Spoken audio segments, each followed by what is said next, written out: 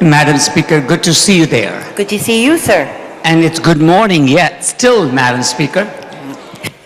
Madam Speaker, I stand before you in this chamber with mixed emotions like a lot of my colleagues.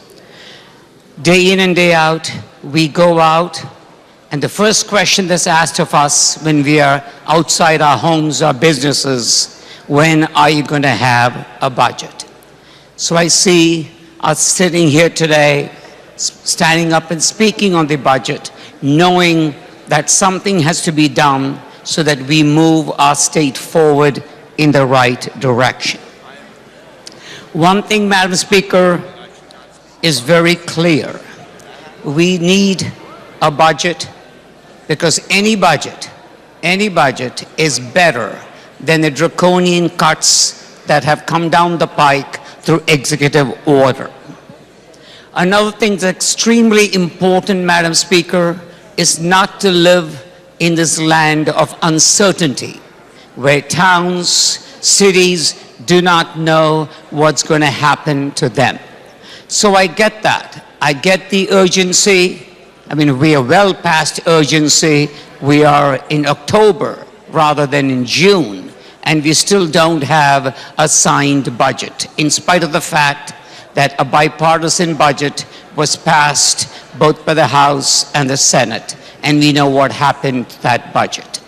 So on the one hand, I'm torn to move this forward so that our state moves forward. But on the other hand, there are concerns about this budget, as we all talked about, and nothing, as we know, is perfect. Through you, Madam Speaker, just for clarification, a few questions, and I'm not even sure to whom they go to, but I will address them through you, and they relate to, Madam Speaker, on structural changes. Through you, Madam Speaker. Representative Walker.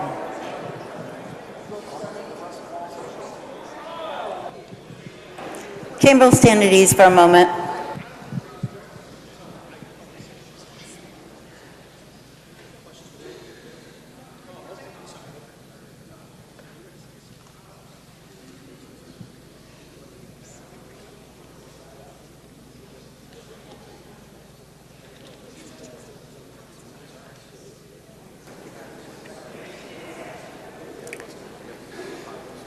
Representative Srinivasan, could you ask your question? Representative Walker, may you prepare yourself, please?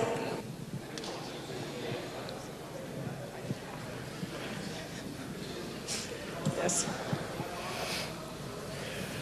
Are you ready, Representative Walker? Thank you, Madam Speaker. Yes, I am. Representative Srinivasan, you may proceed.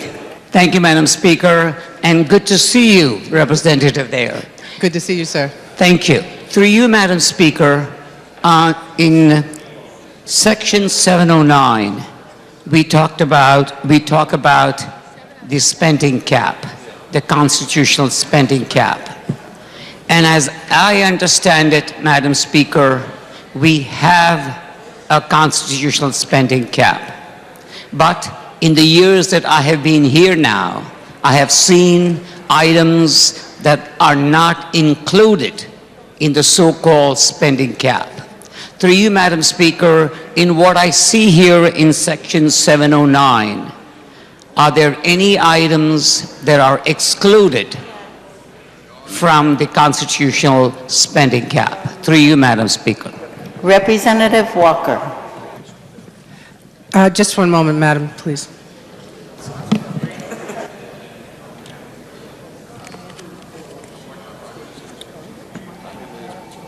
No, I want to see 709. I got to go to the bill.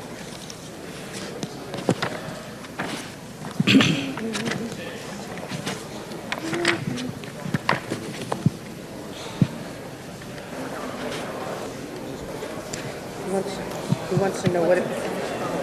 Chamber will stand at ease. Gary. What is exempt? I mean, he said, From the spending cap. the only thing that I remember that was exempt was... It's express federal mandates, right, and pensions. pensions, and but they're phased in. Right. That's what I thought. Huh? Do you have it? Fire, no, that's current one. No, that's Billings. You No, need the this general, is, it's general budget expenditure. Yeah, it's general budget expense. I think it's Yeah, pension. so here's the portion, 18, base adjustment. no, that's the fire. Debt, It's debt service, federal mandates, court orders. Yeah. Through you, Madam Speaker. Representative Walker, Chamber will please come back to order. Thank you, Madam Speaker, and I thank the good gentleman for the question, and I apologize for not having that right away because we had been talking about it. But right now, currently, we're excluding federal dollars. We're phasing in pensions, and the other is debt and court order. Debt service and court orders, such as 1F, when it first came through, that would be a court order, and then debt service for some of our bonding. Through you, Madam Speaker. Representative Srinivasan. Through you, Madam Speaker, if the kind gentlelady would just repeat her answers, I think I was, but the background noise, I was not able to hear them. Through you, Madam Speaker. The speakers are having trouble hearing each other. Could we please take our conversations outside of the chamber? Thank you. Representative Walker. Through you, Madam Speaker, again, federal funding, debt service, and pensions are phased in over a 10-year period. Through you, Madam Speaker. Representative Srinivasan. Through you, Madam Speaker, other than those three that were just mentioned that were being phased in, is anything else being excluded from being in the spending cap? Through you, Madam Speaker. Representative Walker. Through you, Madam Speaker, distressed municipalities used to be part of this, but they are now being removed. Through you. I mean, they're being put in, I'm sorry, being put in under the cap. Representative Srinivasan. So through you, Madam Speaker, if I understand it clearly, the stressed municipalities amounts will be included in the spending cap. Through you, Madam Speaker. Representative Walker. That is correct, Madam Speaker. Representative Srinivasan. Thank you, Madam Speaker. Madam Speaker, as far as looking at restructuring our long-term debts, which obviously is a huge concern for all of us in the state, this document, does that address that concern that all of us have about not what we owe just moving forward, but what are we going to do with our long-term debts? Through you, Madam Speaker. Representative Walker. Through you, Madam Speaker, could you have the good gentleman repeat his question because I think that might be for Representative Rojas, but I just want to make sure. Could you repeat that question again, please? Representative Srinivasan, would you be so kind as to repeat your question, please? Of course, Madam Speaker. Through you, Madam Speaker, I'm concerned about our long-term debt, which obviously we know is in millions of dollars. So in this document that we got so late, does this document address some of our long-term debt, and is there a plan for restructuring those long-term debts? Whether it goes to Representative Walker or to Representative Rojas, I'm not certain. I'll leave that to you, Madam Speaker. Thank you, sir. Representative Rojas, I believe that would be you, sir.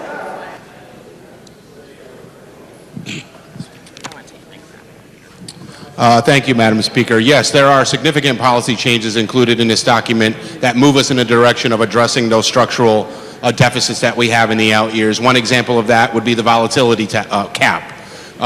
We will no longer allow all the revenue that's generated from the estimates and finals, which are the manner in which wealthier folks in Connecticut pay their income taxes. We're going to cap how much of that revenue we're going to use in any given year, and anything above that threshold will be sent directly to the Budget Reserve Fund, but it will also allow the treasurer at her decision to be able to spend, to dedicate it towards the state employee pension system or towards the teacher retirement system. So we begin to make payments into those systems over the long term to try to make up for the deficits that have been created over the last 80 years. Through you.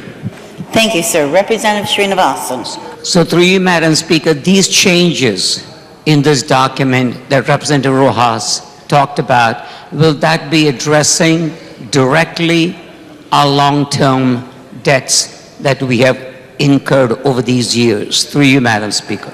Representative Rojas. Through you, Madam Speaker, yes, and it'll also have a positive impact on our bond rating as well. Through you.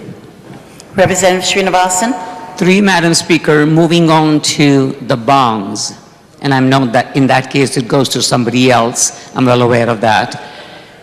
Do we now have a bonding cap, through you, Madam Speaker, in this document? Representative Rojas.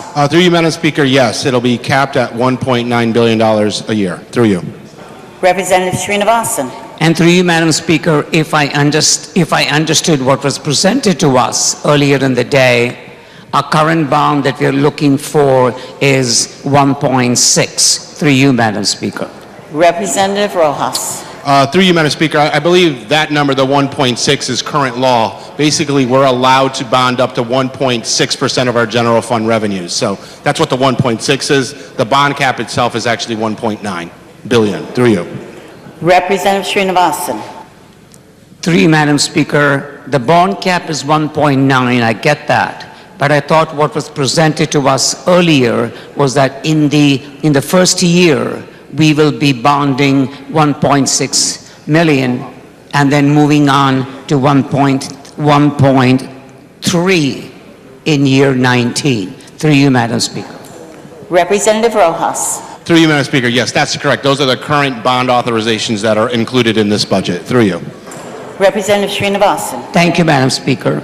Through you, Madam Speaker, I was not clear to me in the sweep of the energy fund, where what is the amount that is being swept from the energy efficiency fund into the general fund? Through you, Madam Speaker. Representative Rojas. Through you, Madam Speaker, $63.5 million in each year. Through you. Representative Srinivasan.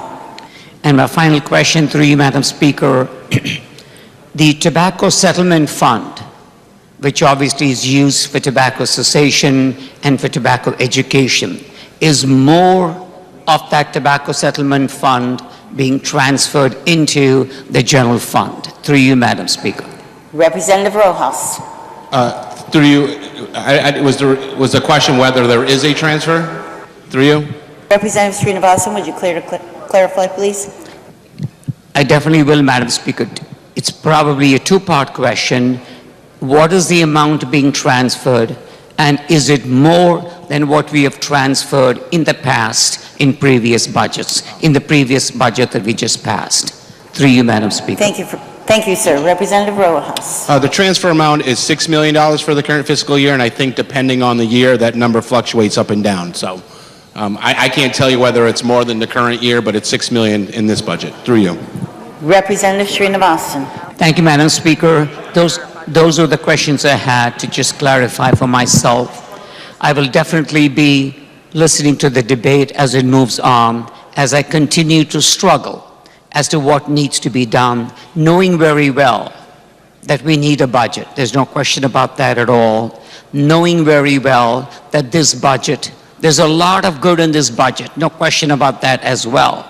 I mean, towns do take a cut, but fortunately not the draconian cuts that have been the alternative, whether it be the general funds that go back to the municipalities or the ECS in itself.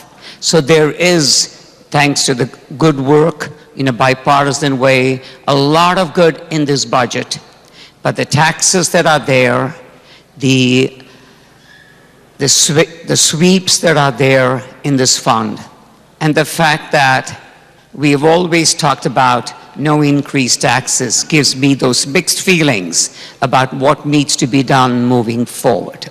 And I will continue to listen to this debate and see what direction I will be heading to. Thank you, Madam Speaker, for the opportunity.